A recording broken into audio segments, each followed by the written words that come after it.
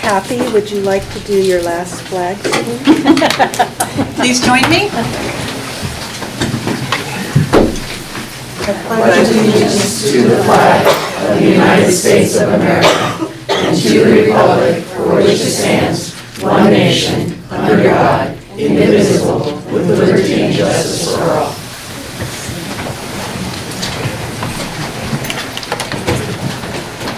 And Suzanne, could we please do roll call? Trustee Bernal. Here. Trustee Doggett. Here. Trustee Levin. Here. Trustee Shiakari. Here. Trustee Villalobos. Here. Thank you. The district digitally records the audio portion of the meetings. The recorder is located in the front of the board scribe.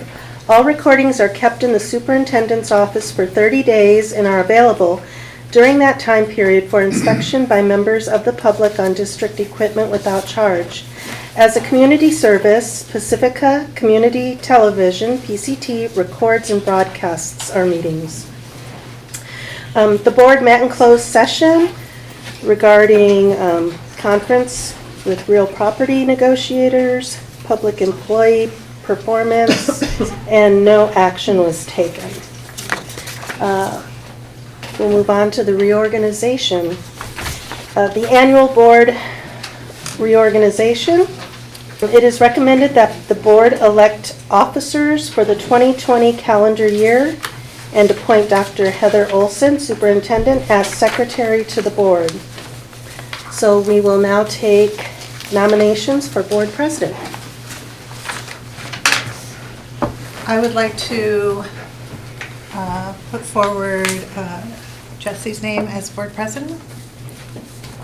I'll second. All those in favor? Board passes 4-0. Thank you. We do this whole thing before we move, right? Yeah. Yes. We'll move each time. So, Jesse, it says that you're supposed to take over now. Really? Yeah. Holy Okay. smokes. Grab the gavel. Okay. Grab the Grab the gavel. gavel, it's easy. Okay. We will now take nominations for vice president. I would like to nominate Elizabeth as vice president. I'll second. So, oh, may I call a vote? Sorry. Getting off to a rough start here. Okay. Shall we vote? All in favor? Board passes 4-0. Thank you. Holy smokes. Okay, we will now take nominations for clerk. Do I have a motion to approve? Oh, sorry, I jumped ahead. So we still need the nomination, and then, I'll nominate Kai. okay, do I have Have a a second? second? Do I have a motion to approve Kai Doggett as clerk? All those in favor? All those in favor, thank you. Board passes 4-0. Thank you. And then the one we Okay. forgot last time was the election of the vice clerk. Vice Yes, clerk. we will now take nominations for vice clerk. Do Oh. I- Yeah, I was gonna say, who do we have? so, either, Oh, I'd like to nominate Laverne for vice clerk. I will second that nomination. And all those in favor? Board Oh, passes. sorry, I didn't need to vote. Fighting for yourself. It's all very confusing. We will now take action to appoint Heather Olson, superintendent, as secretary to the board. Do I have a motion to approve to appoint Heather Olson, superintendent, as secretary of the board? I'll make the motion. I will second that motion. All those in favor? Board passes 5-0. Thank you. Now we will take a brief moment Shift. to shift. I'll move your name tags. You shift that Jesse, way. you should have a copy of the. Oh, was it my packet? Suzanne, I was going to make name tags. I'm sorry, I got it right, I got it We have to right. go two down, which is. So we're gonna put in this four seat over down here. Put it on two down. Yes. Do that. Waiting for him to move this. Kind of snuck up on you, huh? Yes, it is. Here you go, Ms. Shiakari. So this one is yours. Hi, you didn't think you'd be moving up No, I didn't. This is going too fast. Thank you. Oh, Keith, that's yours too. Okay, let me get back to where we were. All right. Next is the board meeting calendar for 2020. Maybe you should say that. Oh, yes, the board calendar for 2020. Will, could you pull that board item up?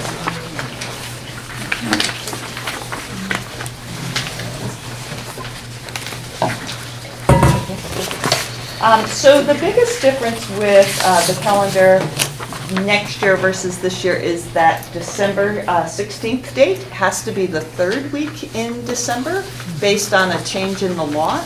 And so there's just a little bit of gap in the January meetings, but otherwise they're all 3 weeks.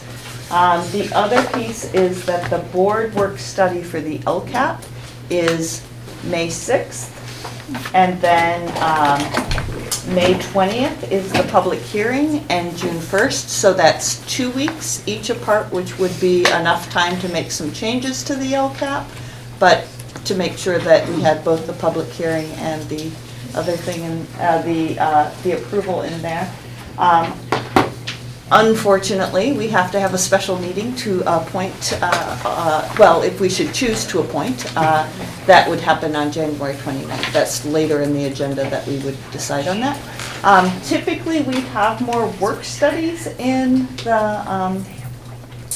the board calendar, and based on some of the feedback that I've received, I didn't put them in there until we hear from the board about the importance of when we do work studies, how we'd like to do work studies, and when in the calendar that we'd want to do them, or whether we want to do some of that work in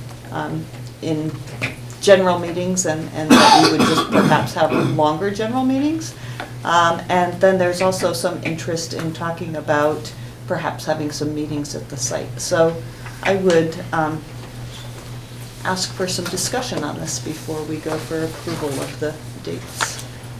Any thoughts on next year's board calendar? I'd like to make a comment, just because I think it would be a good idea to have off-site meetings, possibly at, one at the north and one at the south at a school, so that the community could come to the school, and maybe they'd feel more comfortable in their own neighborhood instead of the boardroom. I think anything as far as January or April might work. I'm not sure what everybody else thinks. Plus we would have more room if we did at the school. I've already checked with Pacifica Coast Television, and they said that they could accommodate that as well. Okay. And so how many are we talking about? Are we talking about just 2 over the year at different sites, or more? 4? 4? Like 2 in the north, 2 in the south? Yeah. Okay. I think, they will give parents a chance to come to board meetings more. Teachers, we're more involved. Not necessarily More count down communication, mark. Yeah. more getting out of this room, and, but the meetings being as big as they've been the last few months, I expect that this will continue to get bigger and bigger, so if we can get out of this small room, it will be nice. I'm just wondering, though, since we're already halfway through the year, if we just talk about 2 meetings? For the end of the year. Yeah, for the end Yes. of the year, and then maybe Yeah, it's next the year. weirdest thing to set them. So next much is December? done by the Yeah. school year, and then to set this for the calendar year. So just ballpark, if we look at the January 22nd meeting and say that one at the end of April, April 29th as being 2 school site ones. Okay. And then perhaps looking at another one in the fall after school starts. Trying to get at least 3 in, kind of aiming for 4, but at least 3. How's that work? Sure. Okay. Great. We might just want to be mindful too, like in the fall, like right after school starts, because everybody's so busy, you know, just waiting until. That's when we do There's that. something We do the all the time. Yeah. welcome back thing, and people are already going to the schools, so it might still work. Sure. Yeah. Okay. Any other questions in terms of the agenda? What about work studies versus doing the work in the board meetings? So typically, things that had, last year we had a lot of work studies because we had the facilities master plan, we had at least 2 work studies on that.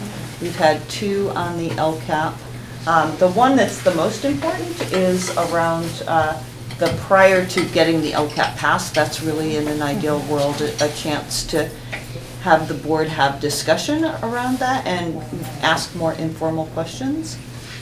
What are your thoughts about work studies? There's a lot more discussion and information given. We get to go over all of it at the time, so for big items like that, it'd be important. I like work studies. I have trouble sort of, if you're asking us to schedule them now. No, or I just- don't. just- No, I just, want I've to heard know. different things from, so, because I can't say I heard this from one person and then go all the way down the line in terms of a serial meeting, but what I hear sometimes is that it's too many meetings. And I think if we had to take a vote, we would unanimously decide that last spring was too many meetings. But no, I'm not asking you to schedule them now, but but then I've heard from trustees is that maybe the work studies could happen in the regular meetings and we just do that work. But from others, I hear that this is really valuable time. It's really, when we think about it, the tough part about governance is that 3 of these people can't discuss anything privately, right? So 2 people can have a discussion, but they can't go and say, and then I heard from Jesse. So that's kind of the challenge, is giving you time to have those discussions. I like the work study. I've only been to one so far, and it was very useful. I don't mind a lot of work studies. I think it was just, last year it was very compressed, Yes. right? So, you know, I don't mind the number of work studies and happy to do them as long as they're spread out a little Yeah. more even. It's gonna be the same way. For me, I like to have the longer general meetings. The work studies are, you know, very beneficial. But special meetings, the special meetings, I would like a little bit more discussion with the board when there's a decision to be made about if we're going to have a special meeting.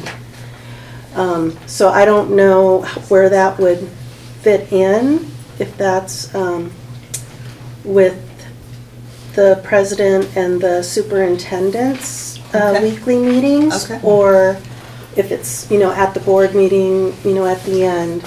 But the special meetings are supposed to be called by the president or a unanimous vote of the board, so I'd like to start practicing that. Otherwise, I'm okay with whatever meetings. Okay. So I will work with the new board president on finding some time to do a few work studies, and but just recognizing that the spring sometimes that there is a need for a special meeting as we look at negotiations or some special budget study sessions, that we will put those in. I just have one little thing. Sure. In October, we had a meeting every single week. That was too much. Right, right. That was too much. Right. So as long as they're not every week. So we had 2 board meetings, we had a work study, and then we had a Yeah, special. it was a meeting Okay. every week. Yep. They were back to back. That was really hard. Mhm. Okay, thank you. So if, with that being said, we can make some alterations to this. It would have to be approved by the board, but if you would be comfortable approving this board meeting schedule, then we can make the alterations. All right, so this is an action item. Elizabeth, did you have a question? No. Okay. So, do I have a motion to approve the board meeting calendar as it stands? A motion to approve? I'll second. All those in favor? Board passes 5-0, thank you. I'm not sure if I announced it or you announced it. So the Board of Trustees committee assignments, I'm going to suggest that we table that till we have the fifth board member in place, just because I feel like we'd be moving again, and if we did redo it in, I think July or probably August when Kai came on, so they're relatively new and updated, so if you're okay, we'll table that Sure. for when we Do you have to have. vote on that, or do you just? Why don't we? I don't think there's any. Oh, okay. A motion to approve the tabling of the board assignments for the moment? A motion to approve, To table. or to table, sorry. Approve the tabling. I'll second. Okay, all those in favor? Board passes 5-0. Thank you.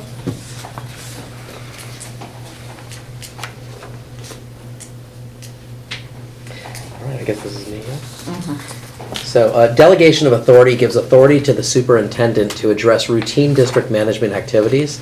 The adoption of the resolution summarizes district practice, and we're talking about resolution number 2019-1211A, delegation of authority.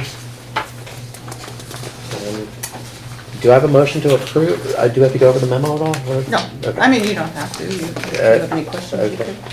could. Is there any discussion about this? It's almost a formality.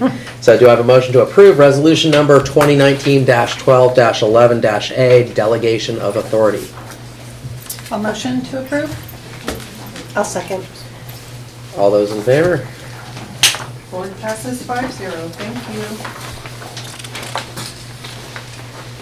All right, approval of the minutes of November 20th, 2019. It's the last meeting. Are there any questions regarding the minutes of November 20th? None? Do I have a motion to approve the minutes of November 20th, 2019? A motion to approve? I'll second. All those in favor? Board passes 5-0. Thank you.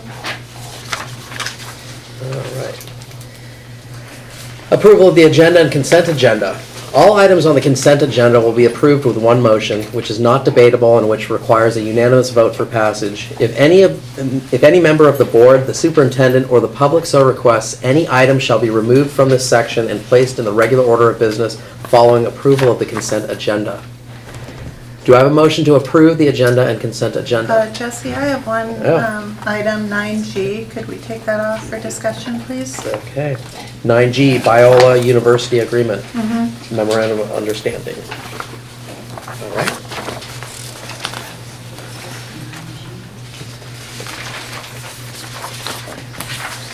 Anybody else want to move anything? Okay. So do I have a motion to approve the agenda and consent agenda?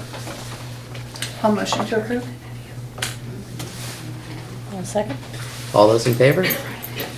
Board passes 5-0. Thank you. Okay. So then the next item is the Biola University. You had a question? I just had a question about this. Since Biola is located in Southern California, I'm just wondering, I know we said to look outside our area, but I'm wondering, It's a distance Yeah. learning program, and the teacher is placed with us as a student teacher. so do we already have somebody that might be placed? And Yes. there's no concern about this being a religious-based No, School? it's a state certified teacher credentialing program. I understand. Yeah, I actually read about it as well because I was interested. Yeah. And it looks like a very well-established university. Yeah. Oh, Originally from very Denver. well known. No, I mean, I've had a nephew that went to Biola, but I Okay. just wanted to ask. And actually, now that we have a connection with them, Alexis is talking to them about possibly placing some student teachers with us who are working on their special ed credentials. So my only question was this is a new relationship, right? Yes. Okay, because Yeah. this sort of popped out at me, like I never remember Right. that we You'll had see, this. Cal Teach is a long-time relationship with us, and the 19F, which is, we have 2 teachers under that program. Great. Thank you. Sure. Thank you. So we need to approve that. Going back to 9G. So it's recommended that the board approves the agreement to place interns between the district and Biola University. So I'll motion to approve. Second. All those in favor? Board passes 5-0, thank you.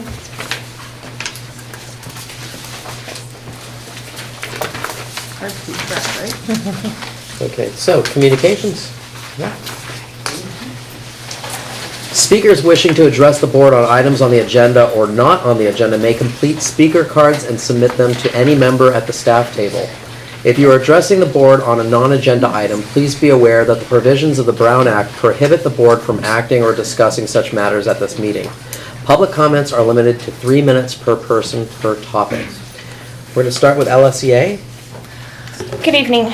Tonight, LSEA would like to recognize and appreciate Kathy Shiokari for her service and devotion to the Pacifica School District. As a parent, PTO member, PTO president, and board trustee, Kathy has always demonstrated her great love for the students of Pacifica. She has put in countless hours as a volunteer and has been a voice for parents, teachers, and students. LSEA appreciates the efforts you made to communicate with us and the thoughtful questions you so often raised. You always wanted the Pacifica School District to be the best it can be. Thank you for your service. And we have a token of appreciation.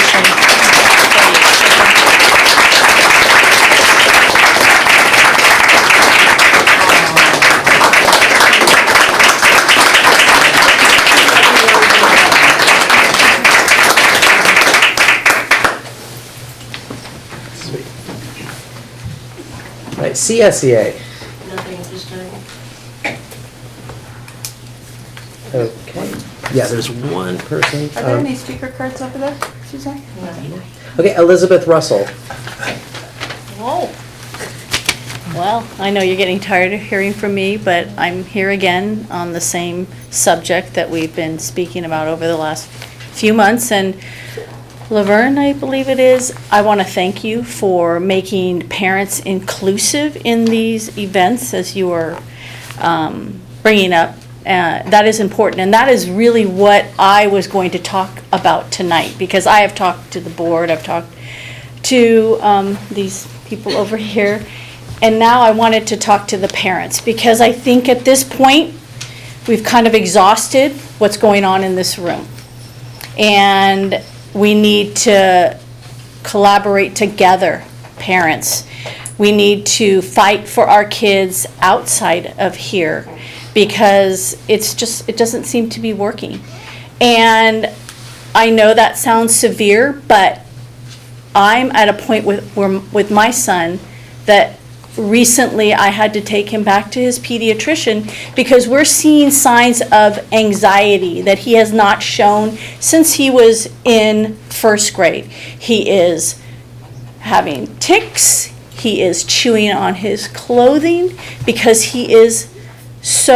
there's so much going on when he comes home from school that he cannot get those services from school. So what does my pediatrician tell me? Well, let's medicate. Let's put him on more medication. Let's have him taking this now so that it's going to bring him into the hours in the evening where he can get the work done. Now, how do you think I feel about that? It makes me angry. It really upsets me that I have to do that in order for him to get the quote-unquote free education that he has deserved. So where do I go? Well, if there are any parents here tonight that would like to talk to me about what rights you do have, there are many. There are complaints that are being lodged. There are attorneys that are willing to help. There is the Office of Human Rights that have people ready and willing to talk to us about this. Those channels have already been started. I just need you guys to help me help you. And as together, that's what's going to make the change. It's not going to happen here. It has to be us out there working that way. I wish I could say that my hopes were here, but this last week when this was told to me, I was not going to accept that. I wasn't going to just say, okay, this is what I need to do. Make him a zombie until nighttime, because the workload is so much he cannot handle it. And that's what I have to say. So if there are any parents here, or you know any parents that want this information, I have the contacts, because it's already started. So I leave you with that. Okay, thank you.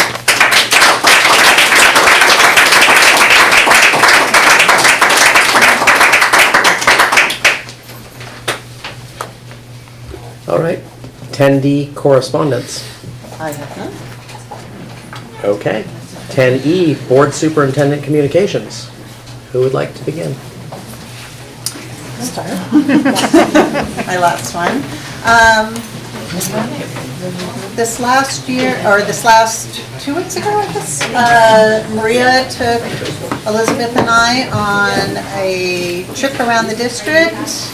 We visited almost every special ed class in the district, got to see the good work that's happening, the hard work that's happening by LSCA, CSCA administrators. It was really nice to get out there and see the classrooms. I had to take notes.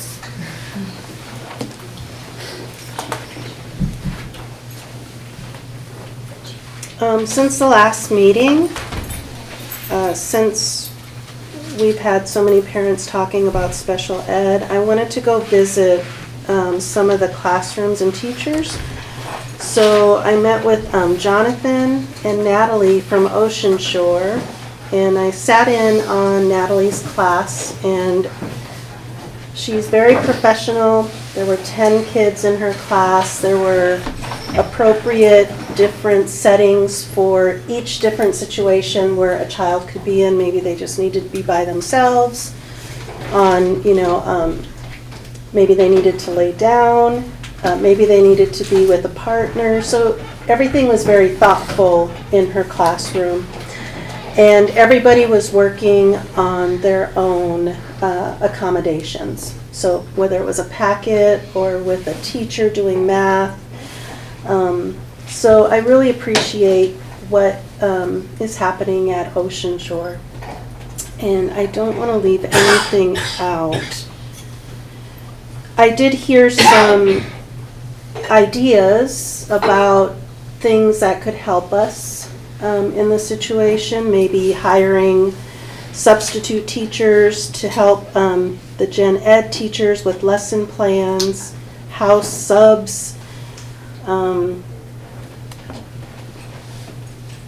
maybe having everybody collaborate and come together while we're trying to figure out what's going on with the special ed, so that it's, superintendent, the teachers, the parents, having everybody trying to find a way to get through this.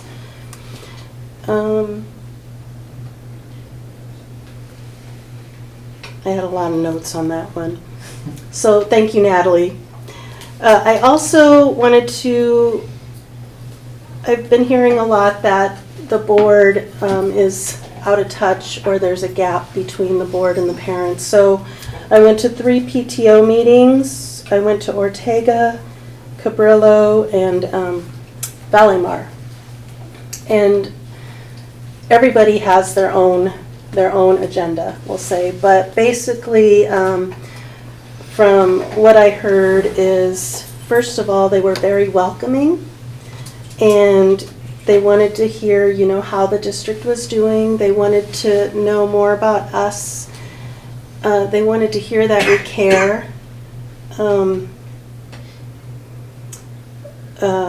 I, went over our last presentation of the budget just to show them where the district is.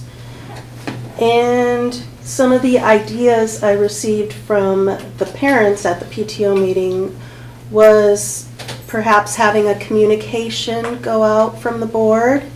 And we have done this in the past with when Matt Levy was the president. He used to send out a communication in the newsletters to the board, to the parents.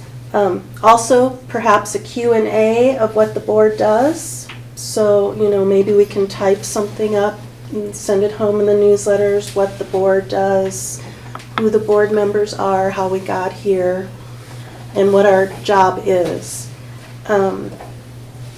And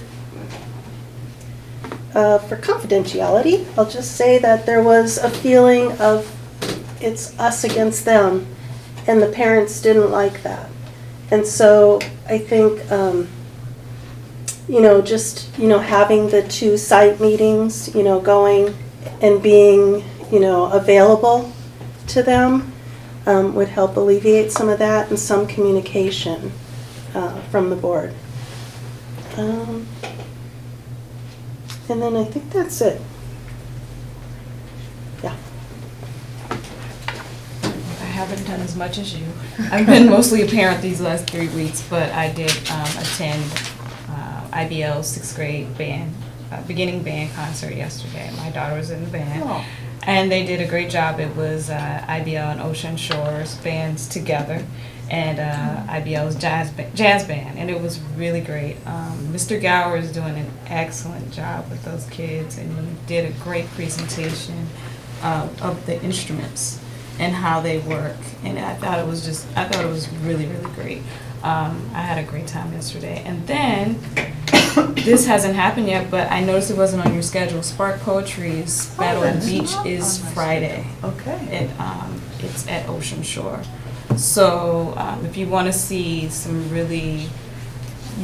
what our kids are doing and what they're thinking about, every time I go to one of these poetry readings, I am impressed at how deep they think about our world and what they're dealing with and what they see. Please attend Spark Poetry's What time Poetry does that Slam. start? It's Friday at 6 o'clock at Ocean Shore. We want to get that on the community. Yeah, it's one of the, if you haven't been to one of their slams, like the program is throughout the elementary schools, but the actual slams where they get to compete, the kids are just amazing. So please go. Okay. I also went to the IBL Ocean Shore concerts both last night and the other night when the advanced band was playing. And there will be, it was amazing, and Ben does a good job. The Cabrillo Valimar concert is actually tomorrow night, and it'll be at IBL. And that one should be very good too. And they're going to be all evening, starting about 5:30, so they could have them all combined.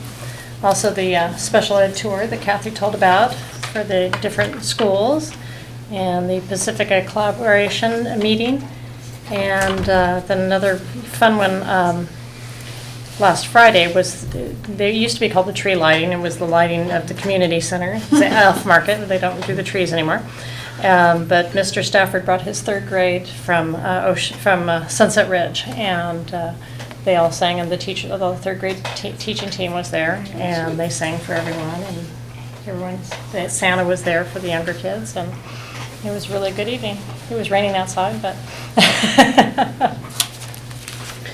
So my reporting out consists of going to the CSBA President's Workshop. So that was last week. And we both went together, learned a lot, and then also went to sessions the following day. The most interesting one was really one that was focused on districts using data to delve in and look at things like staffing difficulties and equity gaps amongst their schools and also between districts. So that was good. It was interesting because it's the outgoing president of the CSBA who was presenting that. So he's sort of turning into more or less of a consultant. So that was really good. And then the president's workshop was, I think it was quite helpful.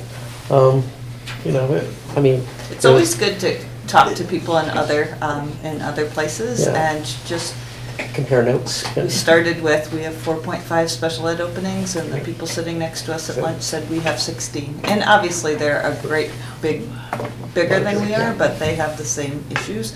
And not that it's reassuring to know that throughout the state, but it's good to have a bigger picture of what's going on in the state. Yeah. So it was nice. We talked with individuals from Oakland and individuals from, I can't remember. Norwalk. Yeah. So it was part of LA County, and a lot of similar challenges. they were facing. One challenge they weren't facing was their reserves tended to be much higher than ours. So that was kind of interesting. They also had housing challenges. But they also had housing challenges, and you have to realize this is a place that they had these similar challenges in terms of hiring and housing, but a far less expensive housing market where they're from. So, but that's about it. Nothing more to report. So now that I've already talked about our president's workshop, I will just highlight what I get to do tomorrow. And tomorrow I'm visiting Ocean Shore School, number 1 for classroom visits, number 2 to work on Miss Julie Carrillo's replacement, her maternity replacement, and then I am meeting with the student council a couple minutes after 10 o'clock while they're going to make a proposal for a product that they believe that we should look at for safety. So looking forward to that. And then I'll, in the evening, be at the advanced band concert. When does that start? 5:30, 5:30? 5:45, I think. Oh, it's early. 5:30, because she's having the beginning band and the advanced band all the same 5:45 evening. to 8:15. Okay, thank you.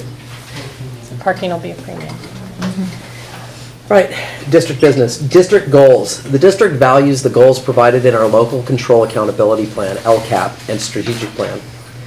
All of our district board agenda items are tied to these goals. One or more goals are listed in the description of each board agenda item.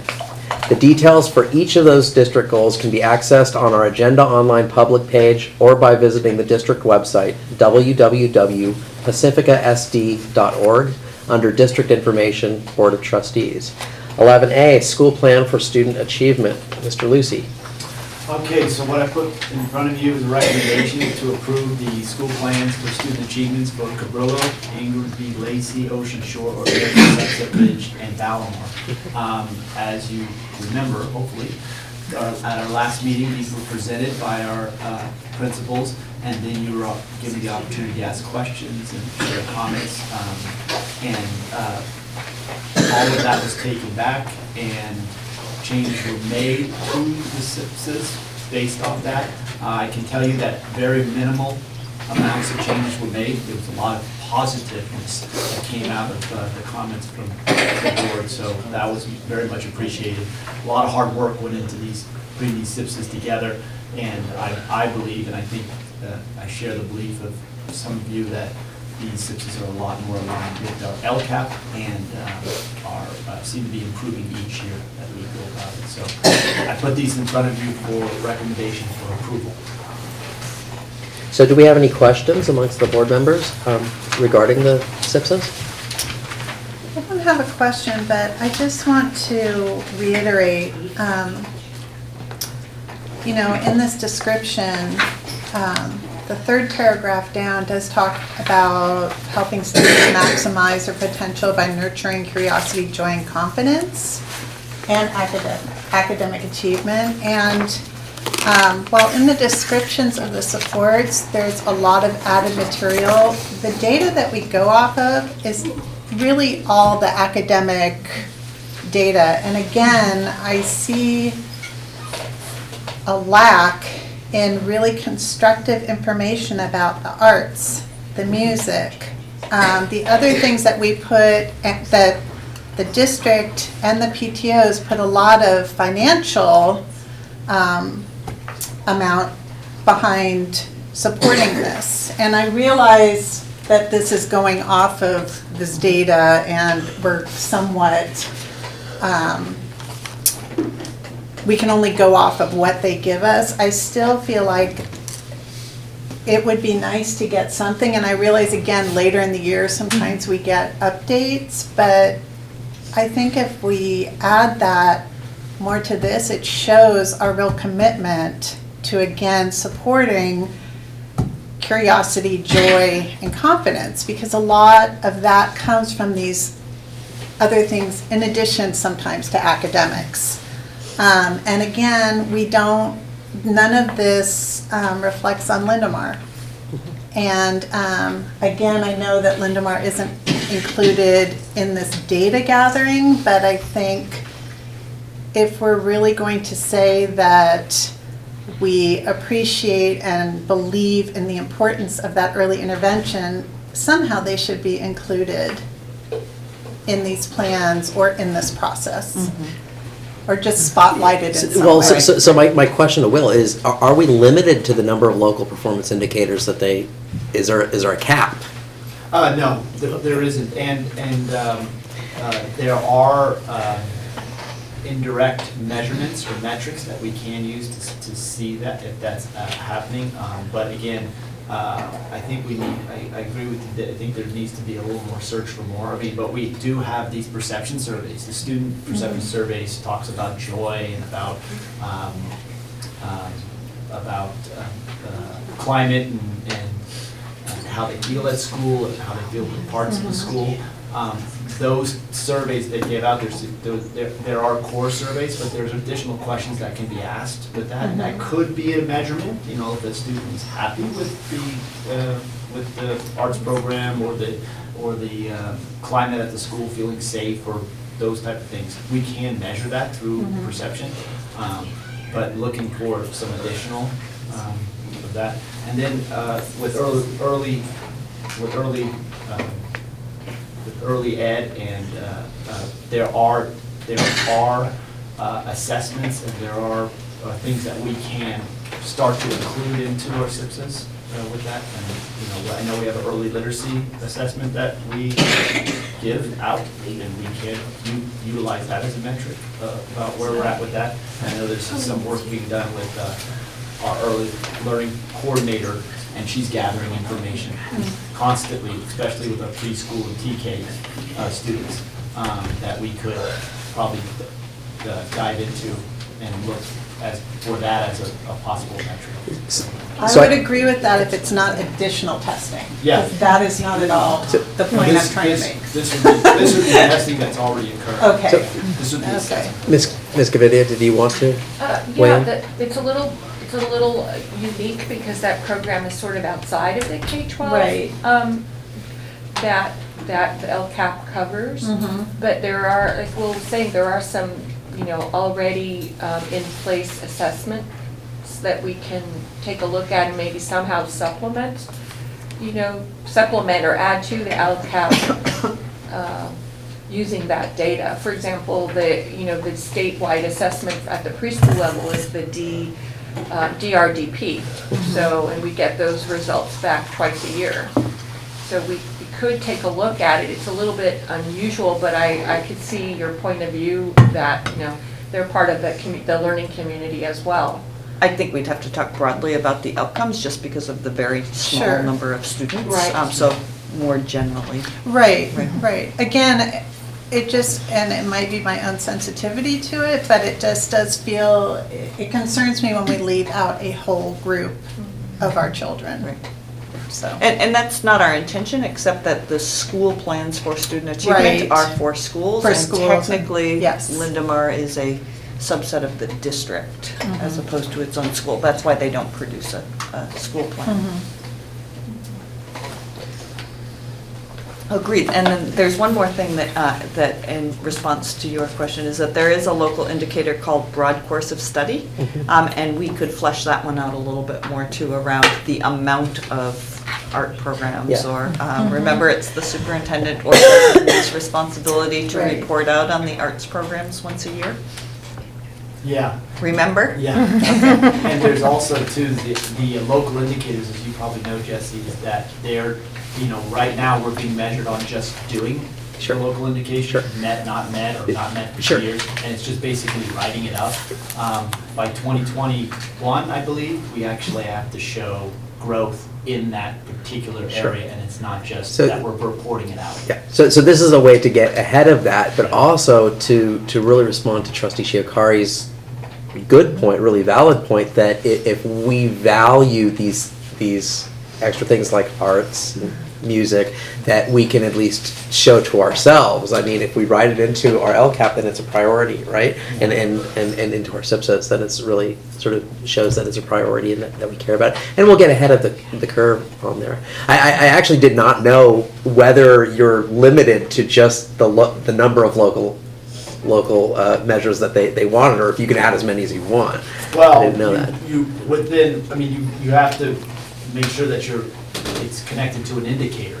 Yeah. So the local indicator connects to a priority. So One it of the has 8 to priorities. connect some way to a priority, and there has to be priority around arts. Sure, sure. I mean, it's part of the content standards, right? Yeah. State content, so the state board has sort of said that, you know, arts, music, humanities, you know, all these things that aren't necessarily tested Yeah. so much. Or funded. Yeah, or funded for that matter, yeah. So do we have any more discussion surrounding this? No? Okay, so do I have a motion to approve the SIPSAs, the School Plans for Student Achievement? A motion to approve? Second. All those in favor? Board passes 5-0, thank Okay. you. And I wanted to thank all of the principals and school leadership and that took all of the time to put these together. It's a lot of work, you know, as is evident from the documents themselves. 11B, extension of exclusive right to negotiate agreement with Bridge Housing for the Odstad staff housing project for an additional 90 days. This goes under LCAP operations, and that is Josie. Thank you. So in August, the board authorized the district to enter into an exclusive right to negotiate with Bridge Housing for the staff housing project. While our consultants, Brookwood, and our county council have been entering into good faith negotiations, they have not been able to reach an agreement through the timeline for that exclusive right to negotiate was December 5th. Now, while they can continue to negotiate, there is also the option, if the board chooses, to issue a formal extension to continue negotiations. And that is the board's prerogative tonight, whether or not they want to issue an extension for that. So, discussion. So can we negotiate without a formal extension so that Yes. we're more open? Yes, To other you can continue possibilities? to negotiate without a formal extension as well. Do we need to put a time limit on that, like maybe 30 days, not 90 days? We can change this, if you wanted to do a formal, you could change it to 30 days or 45 days, or we could also continue to negotiate without a Informally, formal without a deadline. extension. Well, without exclusivity, Yeah. right?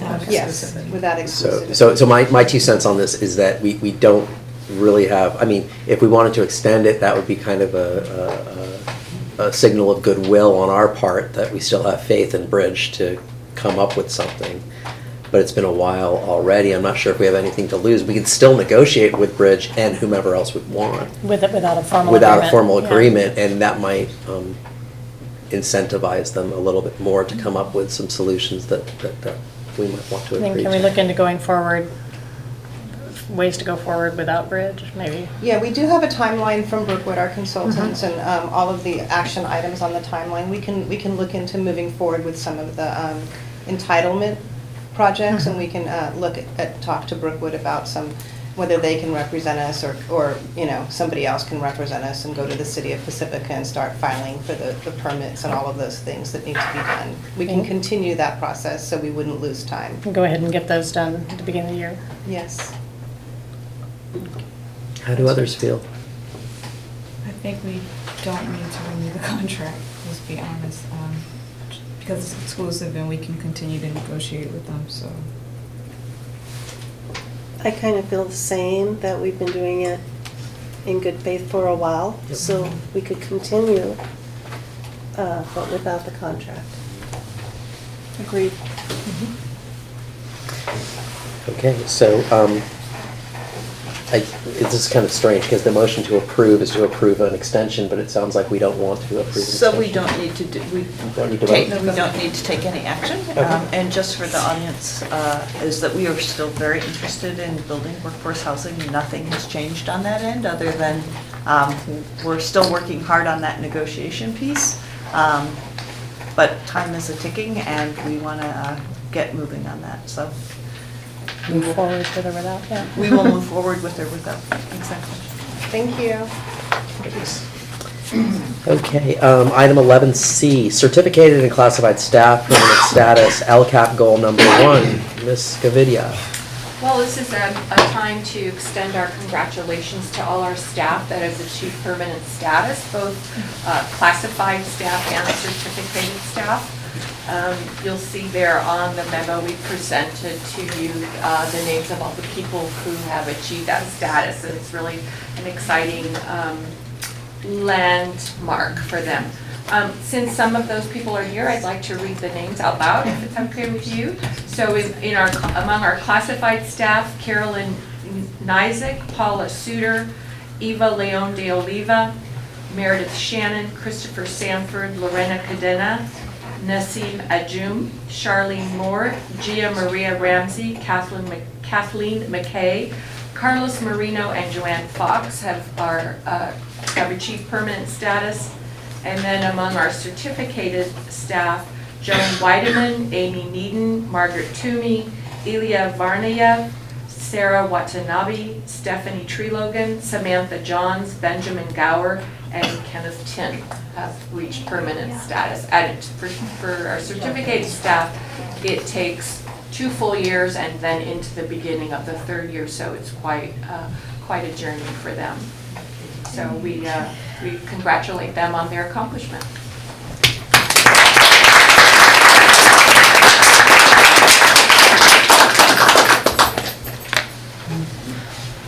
All right. Moving to item 11E, Human Resources Update, LCAP goal number 1. Did you want to do D? Oh, did I skip D? Oh, I'm sorry. 11D, Final Certificated Staff Assignments, Non-Administrative, 2019 to 2020. Sorry about that. That's okay. This is actually a return with some additional information at your request, Trustee I saw Levin. that. So you had, when we brought this a few, at the previous 1 or 2 meetings ago, you had asked us to give a breakdown of the certificated FTEs by discipline for IBL as well. We generally hadn't broken those down. So we did that work and we filled in that information for you and bring back the entire grid with that data as well. And thanks for doing that. Sure. And I played around with it and just calculated some sort of average class sizes on there for the different subject specific. And so they all turned out to be a little over 20, on average. So thanks for doing that. Sure, no problem. I hope it wasn't too much of a hassle. No, Okay. it wasn't. Do you have any additional questions? No, I just like that it's complete. Actually, I guess I did have a question about the physical ed was kind of interesting because that has, it says 3.6 or something FTEs? At IBL? Yeah. So I was kind of wondering, that seemed sort of a little strange to me, but physical education at IBL? Well, I'm just not sure. I'm just wondering if I tried to, maybe not, maybe that's across all grades, so it's not just across 7th and 8th, it's 6th, 7th, and 8th. all except So that makes a lot more sense. Valymar and, Yeah. Okay. or not Ortega, Valymar and Cabrillo, but Yeah. one part of that 3.6 FTE goes to Ocean Shore Oh, as okay. well. Okay, thanks. Because it's middle school PE. Yeah, okay, thank you. Actually, Ocean Shore has their own .4. Yeah. Oh, they do? Okay. I think it's, honestly, this one just, I didn't even bother calculating because I was more interested in the subject-specific classes, so I was only taking the enrollment of the 7th and 8th grade and using that as a denominator. And then I got to there and I just sort of answered my own question here that 3.6 is probably spread over 6th, 7th, and 8th graders at IBL, is my guess. Right? Yes. So that would probably be close to 20 or 22 or 23 or something like that. So anyway, thank you so much for adding that detail.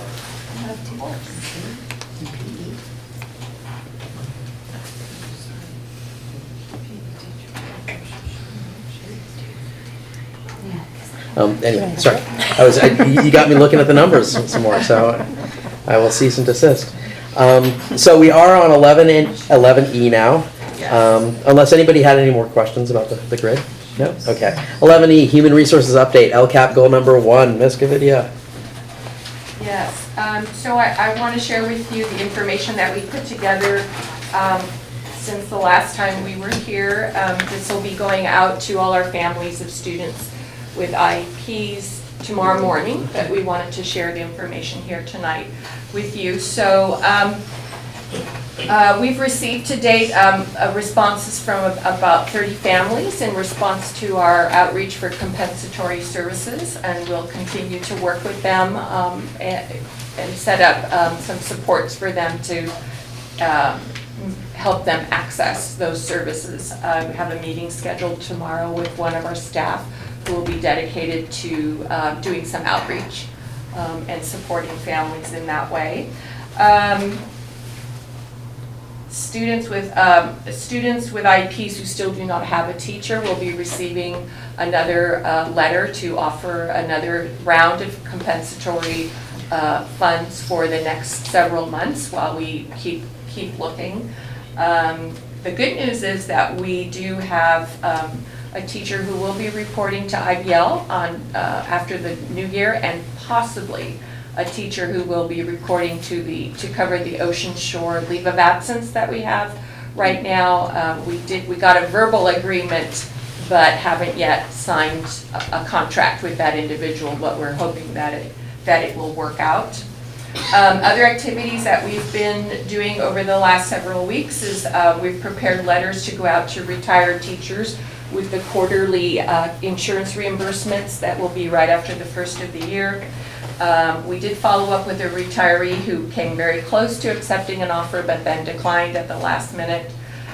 We scheduled an interview with a contractor who also withdrew at the last minute. We rescheduled a meeting with Jefferson Union High School District, who's going to coach us in extending ourselves out to the international community to cultivate connections for teachers that way, if it's feasible for us to do that. We've taken the next step for our involvement with the Teacher in Residence program through the county office. Alexis is going to take the lead on that, and she has been continuing to go to the planning meetings. It looks like we're on track to start that in the fall, so we're hopeful for that program. Alexis or I will be meeting over the holiday break with a prospective student teacher who isn't available during the regular work hours right now, but will be available during the break.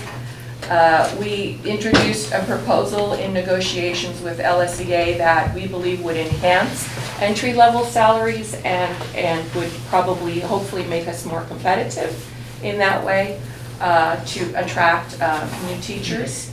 And Alexis has held five pop-up tables at 5 of our 6 schools where she just is available during the drop-off time and talking to parents who may be interested in considering a career in special education, either as a teacher or as a paraeducator, just to kind of be visible and out there and kind of keeping it on the radar. So those are the things that we've done in the last few weeks. We keep working hard and trying, using all our resources available to continue to mine the field that's out there. It still continues to be very slim to no pickings, but we continue to fly ahead. Do we have discussion? I just have some concerns about, first, I'm a special ed parent of a senior, so I've been dealing with special ed since 3rd grade, so 9 years. And, with the compensatory ed, my concern is I'm fortunate enough where I can go to a specialist and pay them and know that I'm going to be reimbursed and that's not going to affect our daily lives. But I'm concerned about some of the parents who don't have that cash on hand. Up front. Well, that's one of the reasons why we're going to engage a staff person to do outreach, and that will be part of, one of the points or one of the things that we will talk with them about is please know that if this, that we can do that up front if that's creating a roadblock for you. Okay, because that's really important. Yeah. And then also the students with IEPs who don't speak English or the parents who don't speak English, how are we going to help them understand what is going on? Our liaison is bilingual, and so she will, well, Spanish is the only language we really have access Yeah. to. If we find a parent out there who has a different language, then we'll make an effort to find an interpreter in that language, but we won't know until we do that outreach. And I'd just like to say too that the Pacifica Resource Center might be able to help with translators. Oh, that's good to know. The other thing too is for our 8th graders who are transitioning to high school, if we could possibly, you know, while we're still going through this, help the parents in their IEP meetings, you know, with the application process online, going to a high school, you have to make copies of all of the IEP, the behavior plan, doctor's note, you know, what have you. And some parents don't have a working copier or scanner. And so, I mean, just going down to those basics and helping or having, so that they have access to that, so we can help them. Is there any way we can do that? So, beginning in January, we start what is called transition season, and we start with the high school transitions and then work our way through to the middle school transition and then to the preschool to K transition. So staff is working right now to organize those meetings. Every single student who's transitioning from one level to another, whether it's high school or another level, will have a transition meeting. And we always provide copies of documents for both the parent and the high school district or the receiving teacher or the receiving, school. Is there any way we can let them have access to a scanner so that they, you know, because I know my son's IEP is about 32 pages, plus he has a behavior plan. And so to scan every copy and then upload it to the high school application. So they don't need to do that because that piece of the transition is handled in the IEP process. It's not handled through the registration process. Okay. So the district, receiving district gets all the paper, gets their entire file. And then the parent always gets a copy as well. So that shouldn't be a problem, but if we hear of any problems, we'll definitely do our best to help them out. Yeah, it'd be good because Jefferson does everything by the computer now. Right. So when you register for the, yeah. Right, yeah, they're handled, it's a parallel process, so everyone gets everything that they need for that transition. So is there a letter that's going to go out to the parents who might need this kind of support or help? So it's not a letter, it's it's a request, it's an arrangement for an IEP meeting to take place. Okay. So, and people know that that's coming. We always tell them in the fall. In the spring, we will be holding a transition meeting. And then is there any possible way, as soon as possible, to let the parents who may have expressed some concern about having money up front to pay for tutoring or a learning specialist, that we reach out to them Yes, and we know will that be there's reaching out help to them. if they need it? Yes, we will be reaching out to them. Thank you. So the letters that are going to be going home, again, those are going home in the home language? You know, this time they will. Okay. And then is there going to be another parent meeting? No, what I'm doing instead is, since I'm doing updates with you on a regular basis, I'm sending written updates to the families instead. It's hard for people, I think, if we do it in the morning, some people can't get there. If we do it in the evening, some people can't get there. And I'm So- assuming the updates include if people have questions to Absolutely. contact you. Yeah. And then the last thing I had was on the community outreach that's happening. It's my understanding that there were never any flyers posted at the libraries. Can we make sure Well, that that's? we did send them. They were sent, but they weren't sent to a specific individual. So now that we have the name of a specific individual, we've already taken care of it. Okay, great, thank you. So I wanted to go back just for one more second to the compensatory education. To what? To compensatory education. Yes. The public may not realize, but I've been navigating the exact same process that most of you. My younger son has not been getting the services that he so well deserves. My understanding is that this second round is not, it's not a use it or lose it situation. That is that students who have an IEP are entitled to these services and the compensation that you've offered to cover the compensatory education. So I would really want to make it crystal clear on these new letters that if you've not used any of these services, all of the hours that your student or students are entitled to are still building up. So for instance, we have our son has been on a waiting list this whole time for a private sector person, and so we haven't been able to use it yet just because evidently the private sector is also impacted. I think it should really be made crystal clear on these letters. Do you think it would be helpful if we put a balance remaining and then Absolutely. an additional? Absolutely, Okay. if that would be easy to Design it do, that way. yeah. That I think that would be really, really helpful, because otherwise people might think that they've lost, they haven't been able to arrange it, navigate the system, and they've lost, but that's not the We case. can write it that way. Okay, thank you very much. One of the things we discussed in our LSEA meeting yesterday was in January meeting with teachers of the schools that the compensatory ed is being offered, and starting to think out of the box, how could some after-school programs be offered by special education staff or certificated teaching staff?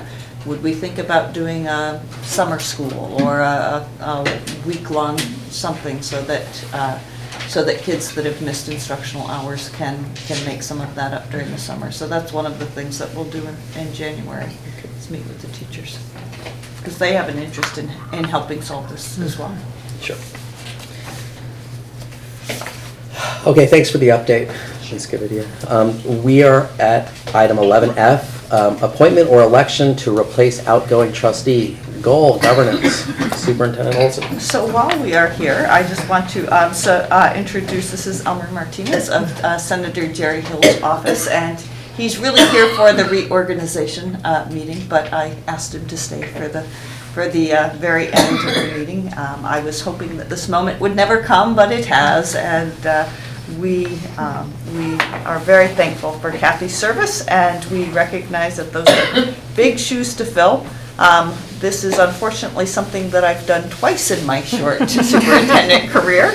The question I put in front of you is, we have two choices. We can do the appointment process like we did when we selected Kai, or we can put on a special election. Discussion. Well, I think since we had so many wonderful candidates last time, the cost of a special election just is not where we need to spend our money right now. So. I agree. I think we should also be clear that whether it was an appointment or an election, it would only be up through the next Remaining term.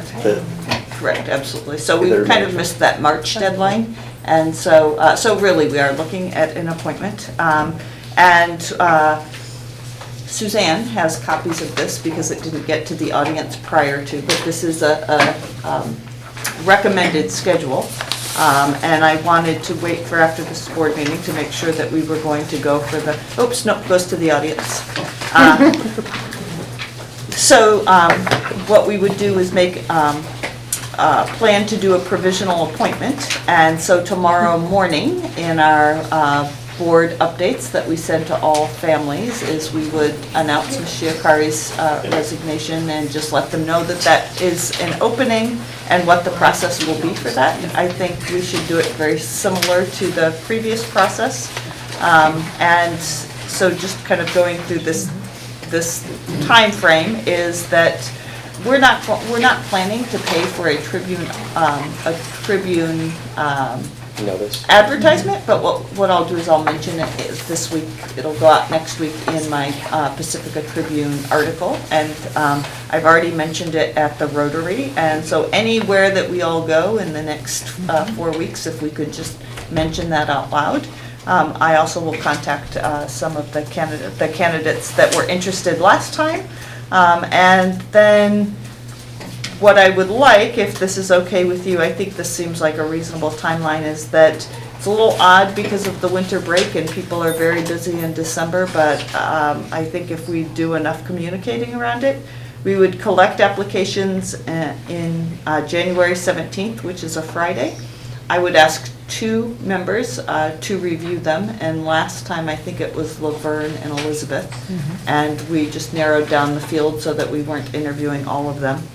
I'll work with Jesse on kind of pruning some of those questions. I think they were just a little bit long, just a few too many of them. And then what I would ask is a special board meeting that was just dedicated to interviewing the candidates and doing the selection. Last time we started at 6 and we weren't done until 11. But I think that we can't do that in the context of this. So does that sound okay to you? Sounds fine. Okay. So I just wanted to be really clear, though, the appointment would be until the next election. The appointment is until. For the full term. Not for Right. Kathy's full term. Not for Kathy's full term. So then that would be the 2020, November 2020. So then we'd have 3 candidates on 2020 and 2 trustees on the 2020. So really our 2-3 cycle would be switched. Correct. Right. Yeah. Correct. And that's according to the law. That's Yeah. not a choice. That's the law. Are there any other questions?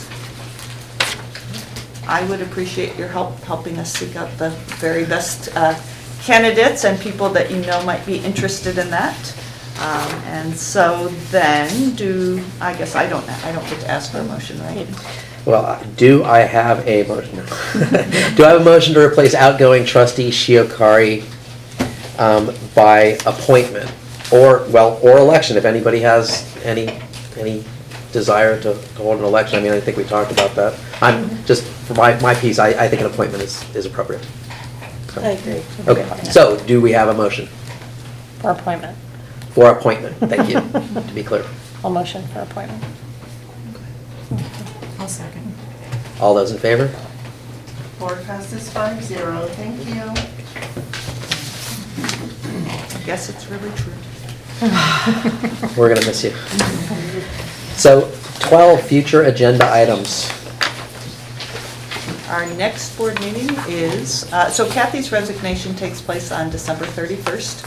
So should there be any emergencies that come up between now and the end of December, we'll be reaching out to her. Hopefully not. And then our next board meeting is on January 22nd. We're going to have a full January, February, March agenda with, we'll be discussing the budget, we'll be discussing budget reductions, but are there any other items you'd like to add to the agenda? I would just like to add, I don't know what it would be called, but follow-up to communication Okay. with parents, Okay. staff. Can we make that like a website update / communications Okay. discussion? Because I'd really like our website to be more useful. And Yep. I'd like the board to be able to have a place to post. Okay. So this is for the immediate future or for the next couple of meetings? So one of the things that's kind of fallen off of the burner here was that I brought up, I don't know, 6 months ago or more, was really looking into digital divide within the district and whether there are some students that literally just do not have access to the necessary technology to engage in the curriculum that's being offered. That is from home, right? I mean, we've done very well. We got this new sort of fleet of Chromebooks, which is great. But when you go home, you know, I mean, in this day and age, kids have to depend on technology at home to do their homework. So. A lot of the homework is on Google Docs. Can I speak on that? No, you can't actually, sorry. I just wanted to ask. Yeah.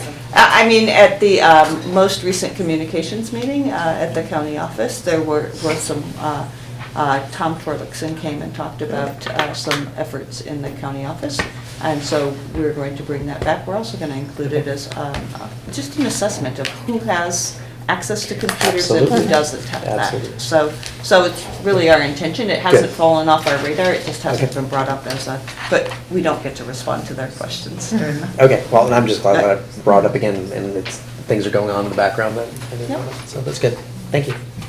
Anything else? I just want to continue the follow-up on special ed and the hiring, human resources. So was this level of detail helpful to you that you received tonight? Yeah, I think that this should sort of be a standing item until things get ironed out. Okay. Very good.